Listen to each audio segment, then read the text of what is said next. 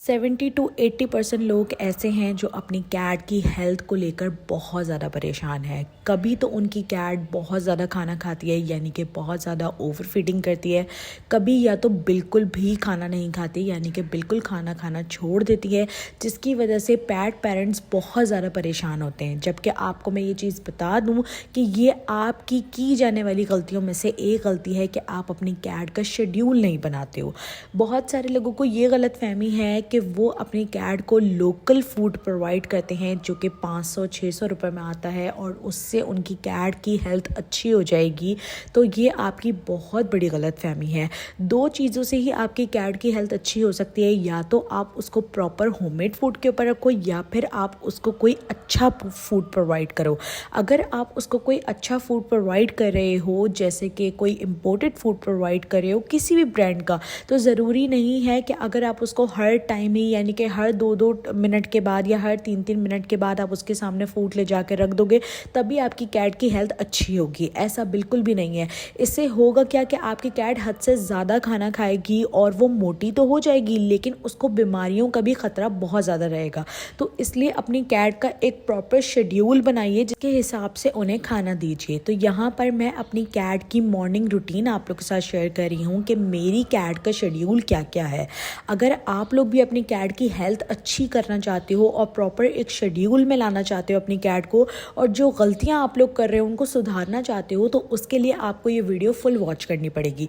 अगर आप इस वीडियो को कहीं पर भी स्किप करके छोड़कर चले जाओगे तो आपको इससे फ़ायदा नहीं बल्कि और ज़्यादा नुकसान होगा। गलतियाँ आप लोग अब कर रहे हो वो गलतियाँ मैं पिछले 3 सालों में कर और उससे एक्सपीरियंस हासिल कर चुकी हूँ।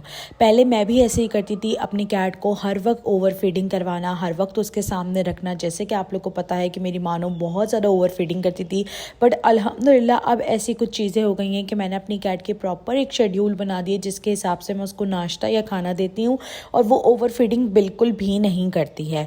अब सुबह का टाइम अगर मैं बोलूँ तो मैंने अपनी कैट को तकरीबन 2 से 3 टाइम मैं उन्हें खाना प्रोवाइड करती हूँ। सुबह के टाइम मैं उनको बॉयल एग देती हूँ और बॉयल एग के साथ साथ मैं उनको बिस्किट देती हूँ।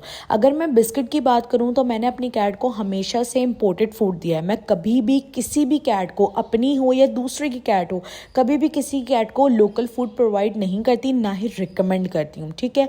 अब बहुत सारे लोग आकर बोलते हैं कि आप हमेशा इम्पोर्टेड फूड ही बोलते हो, इस वजह से क्यों? क्योंकि इम्पोर्टेड फूड से ही आपकी कैट की हेल्थ बनेगी।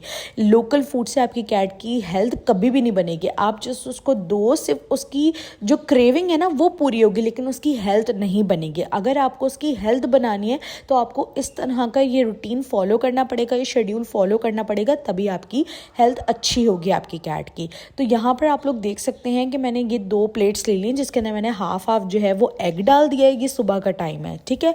और यहाँ पर साथ में ये मैं लांचीन पैट फूड इस्तेमाल कर रही हूँ। अब अगर मैं फूड की बात करूँ तो मैंने शुरू से हर तरह का फूड मतलब अपनी कैट को दिया है। मैंने रॉयल कैनन भी दिया है, फिर मैंने उसको रिफ्लेक्स भी दिया है, फिर जब मैंने यूट्यूब स्टार्ट नहीं करी थी मैं तब से अपनी कैट को जो है ना ये फूड वगैरह देती भी आ रही हूँ, लेकिन हमेशा इंपोर्टेड फूड ही मैंने दिया है।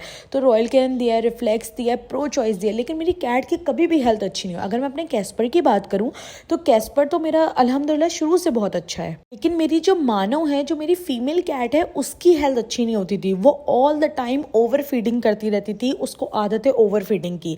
अब उसके लिए मैं बहुत ज़्यादा परेशान रहती थी। फिर मैंने अपनी कैट का प्रॉपर एक शेड्यूल बनाना स्टार्ट करा, यानी कि अब अगर मैं अपनी कैट को होममेड फूड देती हूँ, होममेड फूड तो मैं देती हूँ उसको, लेकिन साथ साथ मैं उसको इम्पोर्टेड फूड देती हूँ। और जो मैं इम्पोर्टेड फूड दे रही हूँ वो है लांचीन पैट फूड, और ये पाकिस्तान का ऐसा फूड है जो कि इम्पोर्ट कराया गया है चाइना से, और ये बहुत ज़्यादा हाई क्वालिटी फूड है। 38% इसके अंदर प्रोटीन पाया जाता है, जो मेरी कैट के पेट को ना फुल कर देता है। मतलब उसको बार बार फूड खाने की नीड नहीं होती है।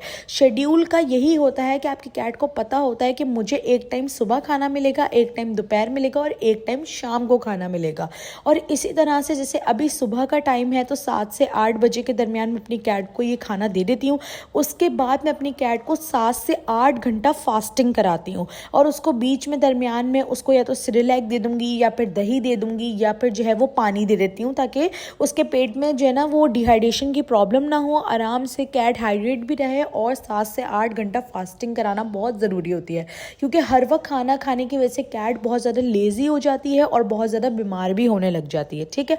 फिर उसके बाद मैं उसको दोपहर के टाइम कोई भी होममेड फूड बना के, मैंने इतनी सारी होममेड रेसिपीज़ शेयर करी हुई है अपने चैनल पे, आप देख सकते हैं, कोई भी होममेड फूड बना के दे देती हूँ। और रात में भी ऐसी शाम में होममेड फूड दे देती हूँ 7 से 8 बजे के दरमियान। और फिर रात को 11 बजे या 12 बजे मैं उसको यखनी प्रोवाइड करती हूँ। और यखनी होती है चिकन की या फिर फ़िश की या बीफ या मटन, जिसकी भी आप यखनी बनाना चाहते हो आप बना के दो। उससे होता क्या है कि आपकी कैट को ना बहुत सुकून की नींद आती है, वो रात भर परेशान नहीं करती और बहुत ज़्यादा रिलैक्स होकर सोती है।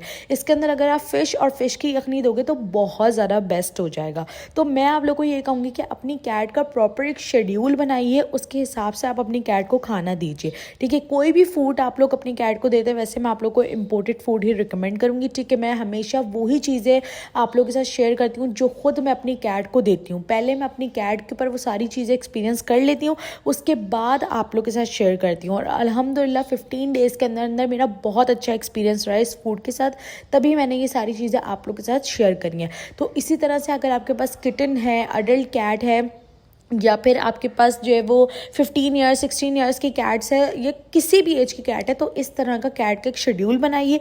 डेली बेसिस के ऊपर आप अपनी कैट को प्रोटीन प्रोवाइड करिए, जैसे कि एग वगैरह लाजमी दीजिए, दही लाजमी दीजिए। कुछ लोग पूछते हैं कि डेली बेसिस पे दे सकते हैं, बिल्कुल दे सकते हैं। किटन को दीजिए, कैट को दीजिए, इससे आपकी कैट की हेल्थ अच्छी होगी, उसका हेयर फॉल का इशू ख़त्म हो जाएगा, उसको जो है लिवर किडनी का इशू नहीं होगा। हीट पे भी कैट आना शुरू हो जाएगी, बहुत सारे लोग कहते हैं हीट पे नहीं आती, तो एक प्रॉपर शेड्यूल होगा तो आपकी कैट की ये सारे मसले ख़त्म हो जाएंगे। मेरे कहने के ऊपर आप अपनी कैट का एक प्रॉपर शेड्यूल बनाना स्टार्ट करिए, उसको फास्टिंग कराइए, साथ में उसकी हाइड्रेशन का ख्याल रखिए, यानी कि आपकी कैट डिहाइड्रेट ना हो।